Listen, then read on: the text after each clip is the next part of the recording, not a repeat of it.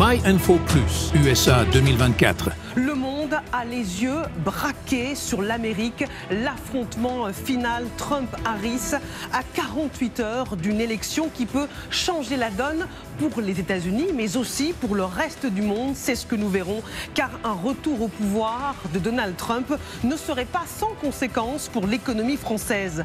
Les Américains se préparent au pire. Des commerçants protègent leurs magasins, d'autres achètent des munitions pour leurs armes. Même la Maison-Blanche barricade pour prévenir les émeutes. Harris, Trump, le monde retient son souffle. C'est donc le thème du grand dossier ce soir. On va tout de suite partir en Pennsylvanie. C'est là, dans cet état clé, que se joue l'élection. Et c'est cet endroit, cet état que Donald Trump a choisi pour donner l'un de ses derniers meetings. Les deux candidats jettent leur dernière force dans la bataille. Écoutez Kamala Harris en meeting en Géorgie.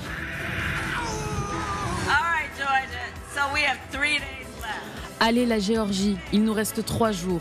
3 jours en un pour l'élection la plus cruciale de votre vie et il nous reste du travail à faire.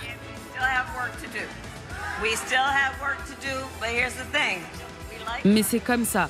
Nous aimons quand c'est difficile, quand le travail est compliqué, nous aimons ça. C'est gratifiant quand c'est compliqué. Et ne faites pas d'erreur. Nous allons gagner, nous allons gagner. En Géorgie, on va retrouver l'une de nos équipes, Solène Rioux, bonsoir. Merci d'être avec nous en direct sur LCI. Vous faites partie de nos équipes qui sillonnent l'Amérique à 48 heures d'une élection cruciale que le monde entier regarde. Comment ça se passe en Géorgie ?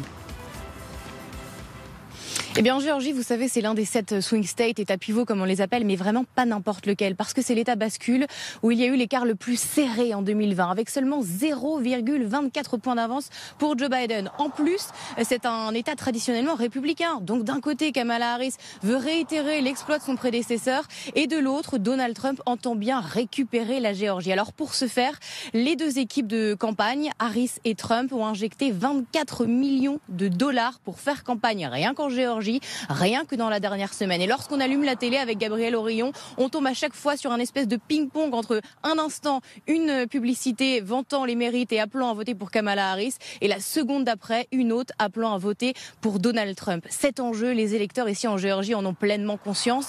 Ils ont battu des records de participation avec plus de 4 millions de votes. Ça veut dire que plus de 55% des inscrits sur les listes électorales ont d'ores et déjà voté. C'est plus qu'en 2020, alors qu'on était en plein Covid. Alors pour l'instant, les deux candidats sont au coude à coude avec un petit point d'avance pour Kamala Harris.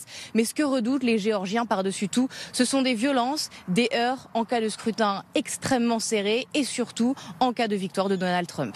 Merci beaucoup Solène Rioux et Gabriel Aurion. En effet, c'est ce que beaucoup redoutent ce soir. Merci à notre équipe en direct de Géorgie. Pour comprendre ce qui se joue, accueillons ce soir le général Vincent Desportes. Bonsoir. Bonsoir. Ancien directeur de l'école de guerre, professeur de stratégie à Sciences Po et HEC, auteur de Devenez leader aux éditions Odile Jacob.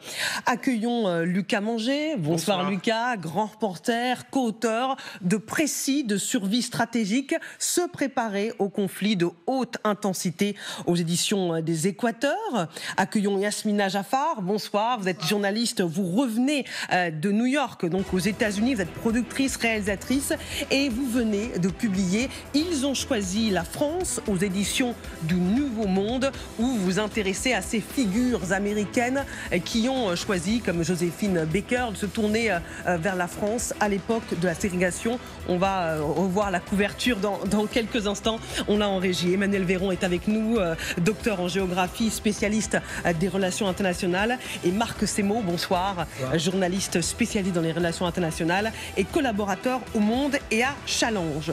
Regardons ensemble, puisqu'on parlait des États clés et on parle notamment de la Pennsylvanie. C'est très très serré, On est vraiment dans la marge d'erreur. Merci d'avoir regardé cette vidéo ou d'avoir écouté ce podcast. Abonne-toi pour plus de contenu.